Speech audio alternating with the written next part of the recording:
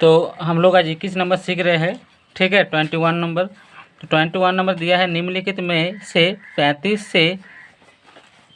से छोटे 5 गुणज संख्या है। निम्नलिखित में से 35 से छोटे 5 के गुणजों की संख्या है। तो 5 की गुणजों की संख्या कौन कौन से है, इसको हम लोग पता करते हैं। तो देखो 35 से छोटे 5 के गुणज, तो हम लोग को पता होना चाहिए कि 5 का गुणज क्या है, 5 का मल्टीपल है।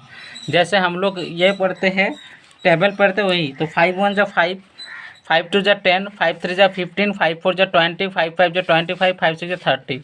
लेकिन क्या है 5 7 जा 35। लेकिन क्वेश्चन में पूछा गया है, क्वेश्चन में क्या पूछा गया है, देखो क्वेश्चन में बोला गया है निम्नलिखित में से 35 से छोटे, मतलब 35 से छोटा होना चाहिए, 35 तक भी नहीं होना चाहिए। तो कितना हो गया संख्या यहाँ कर 1 2 3 4 5 6।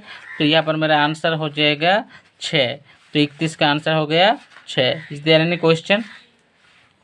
देखो प्रत्येक विषम संख्या का एक गुणनखंड होता है, प्रत्येक विषम संख्या का गुणनखंड है। तो देखो प्रत्येक विषम संख्या का गुणनखंड क्या होता है, ये क्वेश्चन नंबर 8 में दिया गया है, ध्यान से देखो, ये 8 नंबर। तो प्रत्येक विषम संख्या का गुणनखंड क्या होता है, तो देखो हम लोग कोई भी एक संख्या ले लेते हैं, मान के चलो विषम संख्या विषम संख्या 3 ले लेते हैं, ठीक है। 3 हो गया, 5 हो गया, ठीक है, 7 हो गया, 9 हो गया। क्या देखो 3 जो है, तो इस तरह से क्या है कि प्रत्येक विषम संख्या प्रथम विषम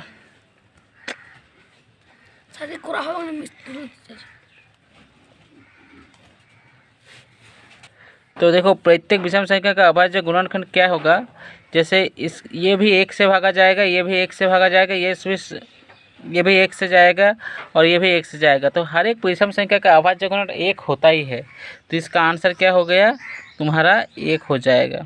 क्या हो जाएगा इसका, ये आंसर क्या हो जाएगा 1 हो जाएगा, ठीक है। प्रत्येक विषम संख्या का अभाज्य गुणनखंड 1 होता ही है, क्योंकि हर एक संख्या देखो 1 से भागा जाता है और खुद से बना, विषम संख्या 1 से भागा जाता है और खुद से तो जाता ही है।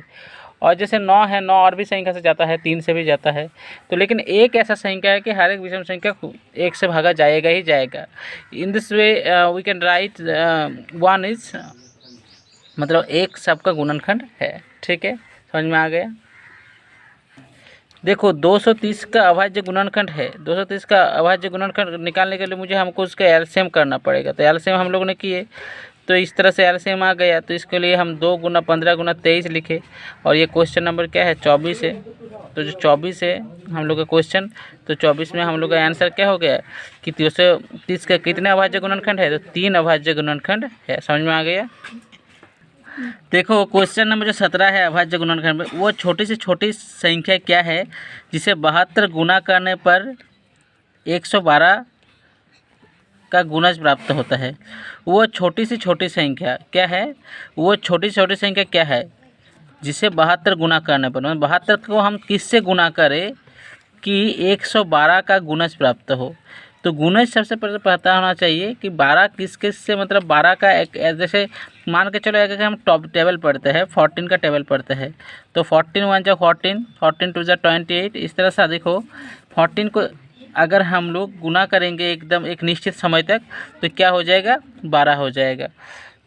चलो 14 का टेबल बोलो तो 14 1 जा 14, 14 2 जा 28, 14 3 जा 42, 14 4 जा 56, 14 5 जा 70, 14 6 जा 84, 14 7 जा 98, 14 8 जा 112।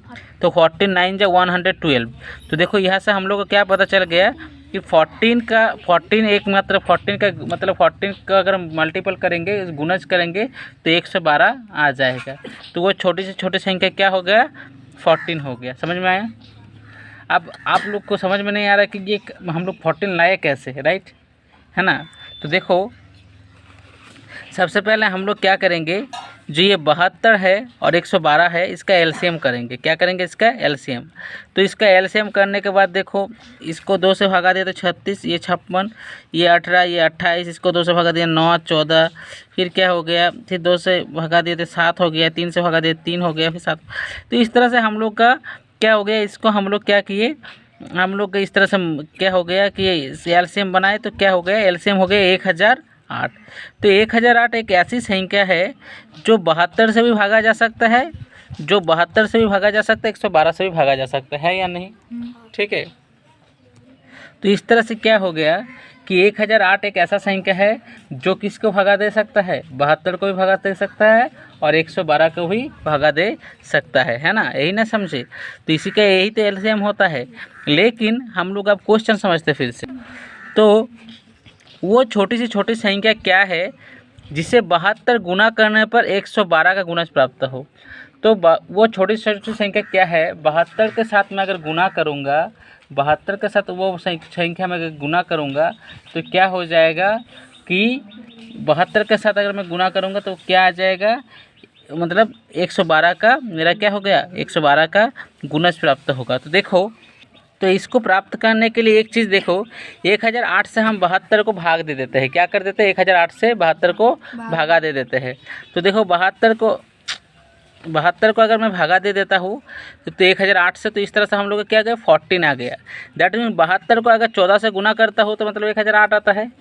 अब ये 14 जो हो गया ये किसका गुणज हो गया, ये एक प्रकार से 112 का गुणज हो जाएगा। किसका गुणज हो जाएगा, 112 का गुणज हो जाएगा, क्योंकि 49 जो 112 होता है। बस यही प्रोसीड्यूर है इस मैथ्स का, ठीक है। इतना समझने की कोशिश करो, बार बार रिवाइज करो तो डेफिनेटली दिमाग में घुस जाएगा, ठीक है। तो देखो हम लोग का क्वेश्चन नंबर 17 है। तो 17 में क्या है कि वो छोटी से छोटी संख्या क्या है जिसे 72 गुना करने पर, ये नहीं 18 है।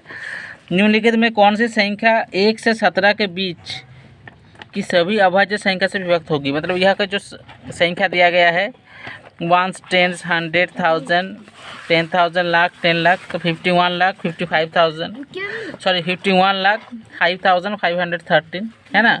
1, 10, 100, 1000, 10,000, लाख, फिर से गलत पढ़ दिया है, आई एम सॉरी। 5 लाख 15,513।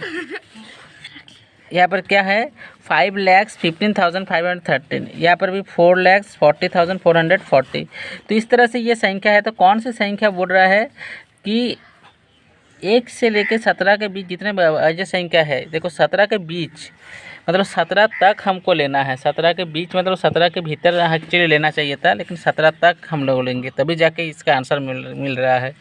तो हम लोग क्या करेंगे, देखो 1 से लेकर 17 तक अभाज्य संख्या क्या है। तो अभाज्य संख्या 2 है, 3 है, 5 है, 7 है, 11 है, 13 है, 17 है। तो क्या है, सब अभाज्य संख्या है। तो इसका एलसीएम करेंगे तो क्या होगा, कुछ चेंजेस नहीं आएगा, डायरेक्ट इसको हम लोग गुना ही देना पड़ेगा। तो फाइनली इसको हम लोग गुना कर रहे हैं। गुना करने के बाद हम लोग को क्या मिल रहा है, 5,10,510। क्या मिल रहा है, 5,10,510। और इसका आंसर क्या है, देखो 4 नंबर पर दिया गया है 5,10,510। तो इस तरह से हम लोग का क्या हो गया, इसका आंसर आप लोग को पता होना चाहिए कि 4 नंबर वाला आंसर हो गया। क्या किए कि 1 से लेकर 17 के बीच जितनी अभाज्य संख्या है, 1 से लेकर 17 के बीच जितने भी अभाज्य संख्याएँ है उसको सबसे पहले हम लोग लिखे, है ना, उसको सबसे पहले लिखे और फिर इसको गुना कर दिया। गुना करने के बाद ये चीज़ मिल गया। तो आशा करता हूँ आप लोग सब समझ गए हो।